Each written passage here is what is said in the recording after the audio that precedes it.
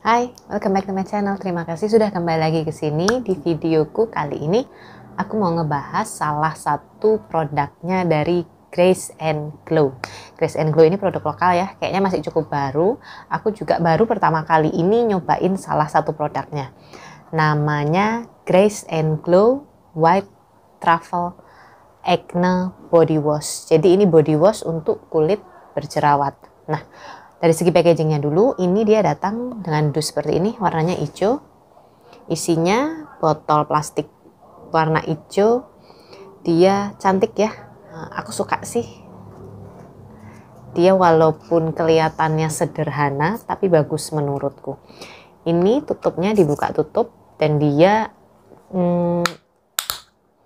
lubangnya ini nggak terlalu besar, nggak terlalu kecil sih. Jadi waktu ditumpahin, waktu kita keluarin, dia keluarnya tuh cukup kok. Nggak terlalu banyak, nggak terlalu bleber, tapi juga nggak terlalu sedikit. Intinya sih dari segi packaging, aku suka dia mudah digunakan, dan tampilannya juga cukup cantik.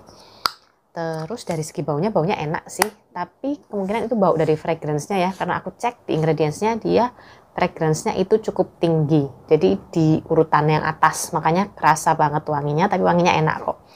Wanginya itu bukan, aku sendiri nggak ngeh sih awalnya kalau itu wangi fragrance-nya. Aku pikir memang wangi salah satu komponen aromanya yang seperti itu, karena wanginya cukup enak menurutku. Jadi ini isinya 300 ml ya, jadi lumayan awet, nggak cepet habis kok.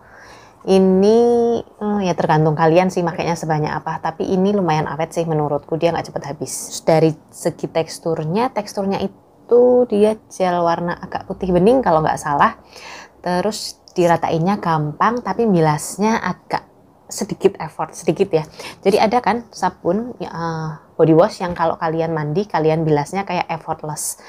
Langsung dibilas aja kayak udah bersih. Kalau ini dibilas itu masih ada kayak, kayaknya masih ada yang nempel, kayaknya masih ada sisa yang harus kita lebih perhatiin, lebih bersihin lagi. Tapi nggak terlalu yang sangat mengganggu sih, sampai yang kayak keset harus sampai dibilas berkali-kali itu enggak. Tapi istilahnya enggak yang effortless ya, enggak yang dengan mudahnya dia akan hilang. Jadi kalian perlu agak sedikit effort buat mastiin kalau dia enggak sisa, enggak ada residu. Jadi dia benar-benar bersih. Terus dari segi ingredients-nya di sini aku baca-baca, aku nggak akan bahas semua ya, cuman yang sekiranya mungkin perlu diperhatikan aja. Dia ingredients keduanya itu SLS, sodium lauryl sulfat. Ini SLS itu surfaktan. Kalau kalian nggak cocok sama SLS, mungkin dipertimbangkan karena ini urutan kedua. Terus selain itu fragrance-nya juga urutan keempat. Kalau kalian yang sensitif sama fragrance mungkin dipertimbangkan juga, karena kadang kalau nggak cocok sama fragrance itu bisa kemerahan, bisa gatal-gatal.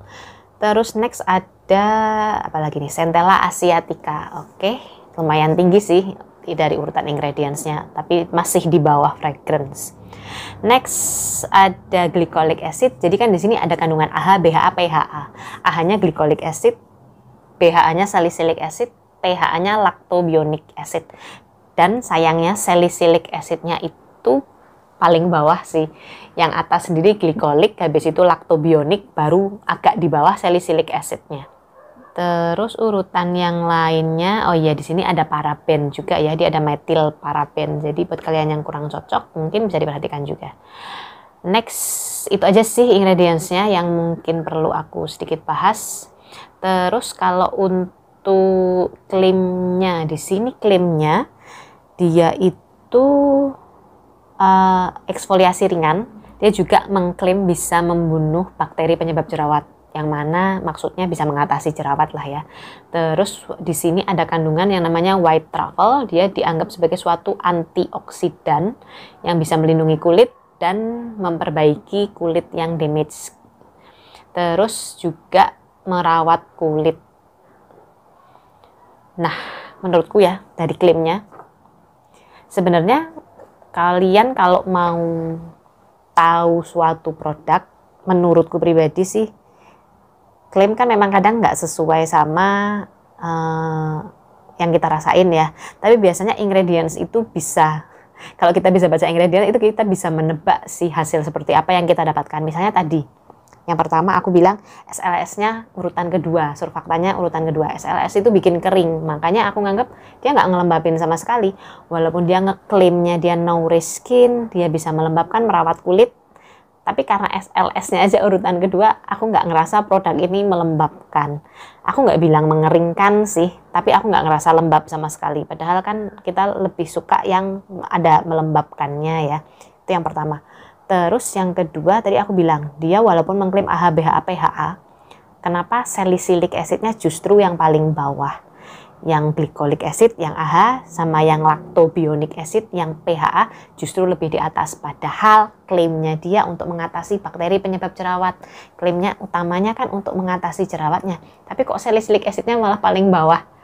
Jadi agak nggak efektif juga sih di aku buat ngatasin jerawat. Malah di awal-awal memang, di awal-awal agak kelihatan sedikit mereda jerawatku. Tapi setelah itu nggak. Sama sekali benar-benar kayak nggak berefek. Jadi jerawat tetap tumbuh ada seperti biasanya. Aku nggak begitu ngerasain efek anti aknenya dari produk ini. Selain itu masih ada lagi yang aku kurang suka, yaitu kemungkinan ya, ini masih kemungkinan, aku sih nggak tahu pasti, karena fragrance-nya agak-agak di atas itu tadi, dan aku kadang nggak cocok sama fragrance. Makanya waktu pakai body wash ini kulitku agak kadang-kadang di area tertentu itu kemerahan. Memang sih ada body wash yang bisa mengatasi kemerahan itu, ada juga body wash yang bikin makin kemerahan dan kadang agak gatal. Menurutku sih itu alergi sama ingredients-nya aja. Aku nggak tahu fragrance-nya dia apa, cuman kemungkinan aku nggak cocok sama ingredients si fragrance-nya itu tadi, makanya kulitku kadang agak kemerahan. Overall dari pengalamanku pribadi sih ini produk kalau untuk ngatasi jerawat nggak efektif menurutku ya, di aku nggak efektif. Kemudian dari segi lembabnya kurang, terus dari segi itu tadi kemerahan, aku kulitku jadi agak kemerahan. Mungkin memang kalau itu aku yang nggak cocok aja sih sama ingredientsnya. Di kalian belum tentu itu menyebabkan kemerahan juga.